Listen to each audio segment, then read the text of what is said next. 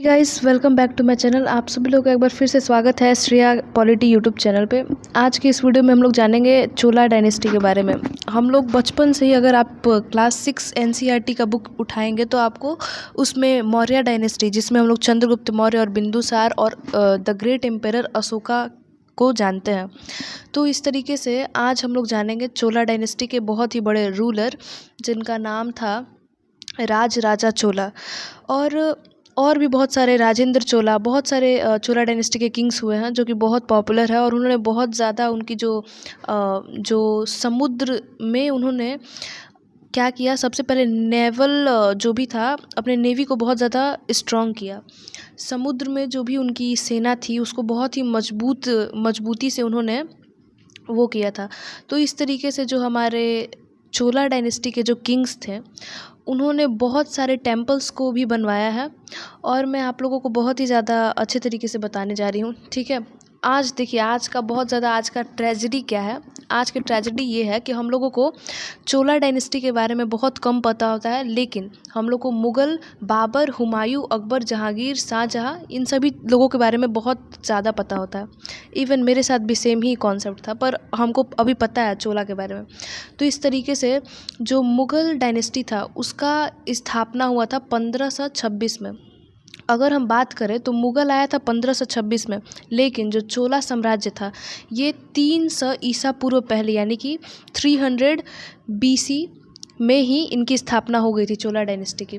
और अगर हम बात करें तो जो मुग़ल एम्पायर है, मुग़ल एम्पायर 3 से 31 साल तक शासन किया था इंडिया पे, लेकिन जो चोला डायनेस्टी था वो 1500 साल तक राज किया था, ठीक है। फिर इसके बाद अगर हम लोग देखें तो सोचिए 15 साल तक चोला डायनेस्टी ने राज किया। और इसके बाद मुग़ल जो था उसने 50 लाख वर्ग किलोमीटर तक अपने शासन को मतलब फैलाया था। लेकिन जो चोला लोग थे वे लोग 36 लाख वर्ग किलोमीटर तक ही जो थे अपने शासन को फैलाए थे। इसके पीछे रीज़न भी है, ठीक है। और अब देखिए, मुग़ल से आगे चल रहे थे चोला।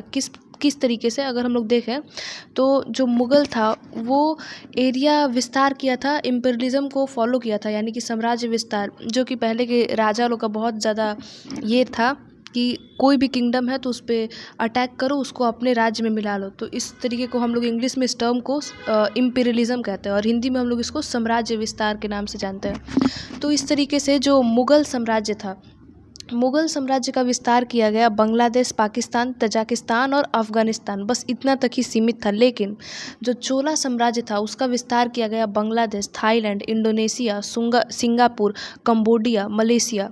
सोचिए, और यहाँ से उनका ट्रेड जो था सी रूट्स के तरफ से बहुत अच्छे तरीके से चलता था उस टाइम पे। मतलब कितनी ज़्यादा उन्होंने अपने नेवी को स्ट्रॉन्ग किया था चोला एम्पायर ने, और किस तरीके से ट्रेड हुआ करता था उस टाइम पे, सोच लीजिए। और इसके बाद जो मुग़ल थे, मुग़ल देश के मैदानी इलाकों पर ही शासन कर पाए थे। ये बहुत ज़्यादा डिफरेंस है मुग़ल में और चोला डायनेस्टी में। और इस तरीके से जो चोला डायनेस्टी है बहुत ज़्यादा हद तक वो ग्रेटेस्ट एम्पायर है, ठीक है। लेकिन जो अगर हम बुक्स की देखें तो क्लास 8 की बुक्स में बस मुग़ल एम्पायर से ही भर दिया गया है। बहुत सारे स्लेव डायनेस्टी, तो कुतुबुद्दीन ऐबक और बहुत सारे, मतलब मुग़ल को ही मतलब बहुत ज़्यादा इन्फ्लुएंस दिया रहता है हम लोग के बुक्स में। लेकिन जो चोला डायनेस्टी है उनके बारे में बहुत कम मेंशन हुआ रहता है। तो मेरा ये वीडियो बनाने का मोटिव है कि आप लोग चोला डायनेस्टी के बारे में ज़्यादा से ज़्यादा जानें, ठीक है। तो मुग़ल जो थे, मुग़ल देश के मैदानी इलाकों पर, यानी कि वे लोग लैंड पर ही बस रूल किए थे। लेकिन जो चोला डायनेस्टी के रूलर्स थे वो क्या किए, उन्होंने अपने नेवी को, जो समुद्र में जो उनके समुद्र की सेना, समुद्र से जो थी, नेवी को बहुत ज़्यादा स्ट्रॉन्ग बनाया। और समुद्र के इलाकों पे भी बहुत इलाकों में उन्होंने जीता और बहुत इलाकों पे उन्होंने राज किया। यानी कि कहने का मतलब है कि मैदानी के साथ समुद्री इलाकों पे भी उन्होंने विस्तार किया और उन पे जीत किया। इसके बाद है मुग़ल से आगे थे चोला। किस तरीके से अगर हम देखें तो मुग़ल साम्राज्य में बाबर के बाद हुमायूं, अकबर, जहांगीर, शाहजहां, औरंगजेब भी बहुत ज़्यादा मतलब पॉपुलर हुए। लेकिन अगर हम चोला साम्राज्य की बात करें तो इसमें 20 से ज़्यादा राजा जो थे पॉपुलर थे, जैसे कि राजराजा चोला, राजराज, फिर राजेंद्र चोला, उसके बाद राजराजा फर्स्ट समेत बहुत सारे इसमें जो थे 20 किस्म के ऐसे राजा थे जो बहुत ज़्यादा पॉपुलर थे, ठीक है। लेकिन हम लोग को चोला डायनेस्टी के 2 राजा का नाम भी मतलब अच्छे से नहीं याद होता है, लेकिन हमें ये बहुत ही दुख का बात है कि हमें जो मुग़ल है, जो एक इन्वेडर्स थे, ठीक है, उनका हम लोग को बाबर, हुमायूं, अकबर सब याद होता है।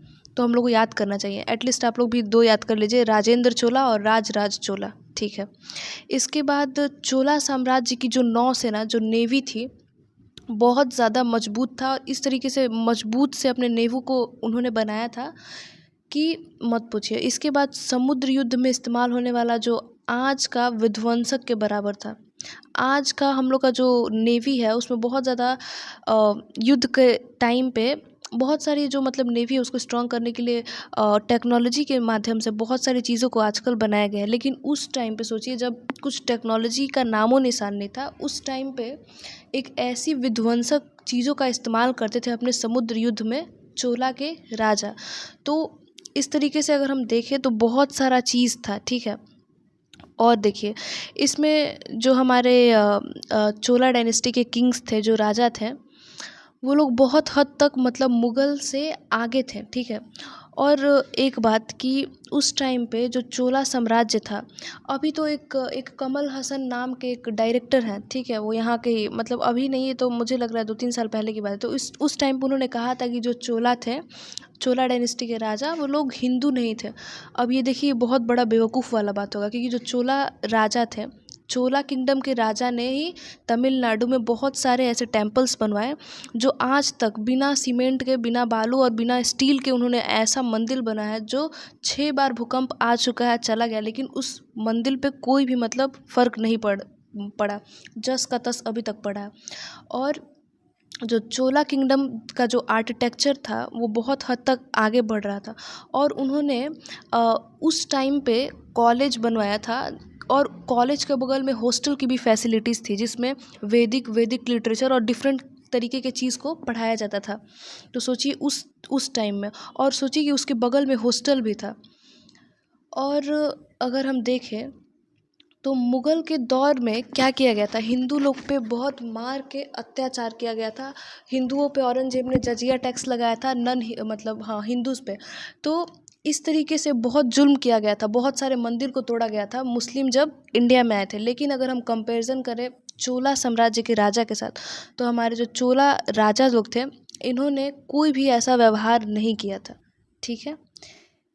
इसके बाद अगर हम देखें तो जो मुग़ल थे, मुग़ल वाले ने लोगों को मारा पीटा, बहुत ये किया, जुल्म किया, और अपने जो मतलब उनके जो मतलब कम्युनिटी के लोग थे, कह लीजिए कि जो गैर मुस्लिम जो थे उन पे बहुत ज़्यादा उन्होंने जुल्म किया। लेकिन हमारे जो साम्राज्य, चोला साम्राज्य के जो राजा लोग थे, उन्होंने जैन, पारसी, ईसाई और मुस्लिम सभी का बराबर रूप में सम्मान किया। आप लोग कह सकते हैं कि वो सेकुलर भी थे, लेकिन वो शिव जी के भक्त थे, ठीक है। वो शैविज़्म को फॉलो करते थे। जो शिव जी लोग को मानते हैं, शिव जी को, जो लोग शिव जी को मानते हैं उसे हम लोग शैविज़्म कहते हैं, इंग्लिश एक ये टर्म है, ठीक है। और देखिए, बहुत सारे मंदिर का निर्माण करवाया, और आज तक जो मंदिर है वो जस का तस है, और उसका जो आर्किटेक्चर है, अभी भी आर्किटेक्चर के लिए वो सारे टेम्पल जो है फेमस है अभी तक। और देखिए, जो चोला राजा है उन्होंने मंदिर बनवाया, जिसमें बहुत ज़्यादा मतलब फेमस टेम्पल है, बृहद्रेश्वर मंदिर है, ठीक है। इसमें शिव जी है, ये तंजावर में है, तमिलनाडु का। इसमें शिव जी को ये मंदिर जो है समर्पित है, ठीक है। इसके बाद राजराजा प्रथम ने इस टेम्पल को बनवाया था, राजराजा प्रथम ने। और इसके बाद ये यूनेस्को है, ये वर्ल्ड हेरिटेज साइट में शामिल है। ये जो मंदिर है, बृहदेश्वर शिव मंदिर जो है, ये यूनेस्को के वर्ल्ड हेरिटेज साइट में भी शामिल है। तो हम लोग को ये सब चीज़ जानना चाहिए, क्योंकि हम लोग का जो हेरिटेज है, हम लोग का जो किंगडम्स यानी जो चोला किंगडम के द्वारा बनाए गए जो टेम्पल्स है, वो एक हेरिटेज के रूप में यूनेस्को के अंदर जो है, यूनेस्को के साइट में शामिल है। दैट मीन्स हेरिटेज साइट में शामिल है। इसके बाद देखिए, ये है गंगईकोंड चोलपुरम मंदिर।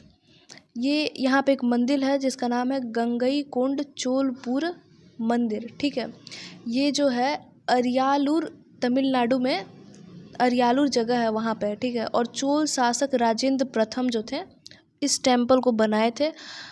और भी एक टेम्पल है, ऐरावतेश्वर टेम्पल है, ये तंजावर में है और ये राजराजा द्वितीय ने बनवाया था, ठीक है। और जो बृहदेश्वर मंदिर है उस मंदिर को बनाने में लगभग 7 साल लगा था, ठीक है। और इसके बाद ये जो मंदिर है उसमें ना कोई सीमेंट था, ना कोई चिपकाने वाला पदार्थ का प्रयोग किया गया था, ठीक है। तो उस टाइम में बिना किसी टेक्नोलॉजी के इस तरीके से मंदिर को खड़ा किया जाता है, ये बहुत ही मतलब बड़ी बात है। और फिर इसके बाद अगर हम देखें तो अभी एक सबसे इम्पॉर्टेंट आप लोग को चीज़ बता दें कि जो नटराजन का जो मूर्ति है, जो हम लोग देखते रहते हैं, हमेशा हम लोग देखे होंगे नटराजन का मूर्ति, हम लोग देखते तो ज़रूर है पर हम लोग को उस नटराजन की मूर्ति के बारे में हम लोग को पता नहीं होता है। तो एक साइंटिस्ट है, अभी एक लाइब्रेरी है, ठीक है, उस लाइब्रेरी का नाम है सर्न लेबोरेटरी, ठीक है। उस लाइब्रेरी नहीं, वो सर्न लेबोरेटरी है, ठीक है। और उस सर्न लेबोरेटरी में जो हम लोग के शिव जी का जो आनंद तांडव के रूप में जो मतलब उस जो तांडव में हम लोग शिव जी जो है वो डांस कर रहे हैं, ठीक है। और वे उनका तांडव है, तो उस तांडव में हमारे शिव जी के मूर्ति को उस जो सर्न लेबोरेटरी है, उस सर्न लेबोरेटरी में हमारे शिव जी के मूर्ति को रखा गया। और उसके नीचे रीज़न क्या दिया है, तो एक ऑस्ट्रिया के एक बहुत ही बड़े साइंटिस्ट है, ठीक है। उस जो साइंटिस्ट है, उन साइंटिस्ट का नाम है फ्रिज कोब्रेल। ये जो फ्रिज कोब्रेल है उन्होंने रीज़न दिया है कि जो यूनिवर्स है यानी कि जो ब्रह्मांड है वो बन रहा है, यानी कि जो ब्रह्मांड बनता है और जो ब्रह्मांड का विनाश होता है वो किसके कारण होता है, शिव जी के तांडव के शिव जी के कॉस्मिक तांडव के कारण होता है। तो ये रीज़न उन्होंने बताया है। देखिए ये बहुत बड़ा बात है कि आखिर ये प्रभाव किसका है। तो ये जो नटराज का जो मूर्ति है सबसे पहले कैसे हम लोग को मिला, ये चोला डायनेस्टी से नटराज का मूर्ति मिला। तो ये है हम लोग के इंडिया के इंडियन हिस्ट्री और इंडियन हिस्ट्री के ग्लोरी, ठीक है। इस तरीके से जो हम लोग का भारतीय इतिहास है बहुत ही ज़्यादा महत्वपूर्ण और बहुत ही ज़्यादा बहुत ही बेहतरीन है और बहुत सारी चीज़ पाए गए हैं जो कि आज विदेश के साइंटिस्ट लोग इस बात को एक्सेप्ट करते हैं। लेकिन सबसे बड़े दुख की बात यह है कि आज हमारे ही देश के बहुत सारे लोग हैं जो कहते हैं कि हम एथिस्ट हैं और हम भगवान पे विश्वास नहीं करते हैं।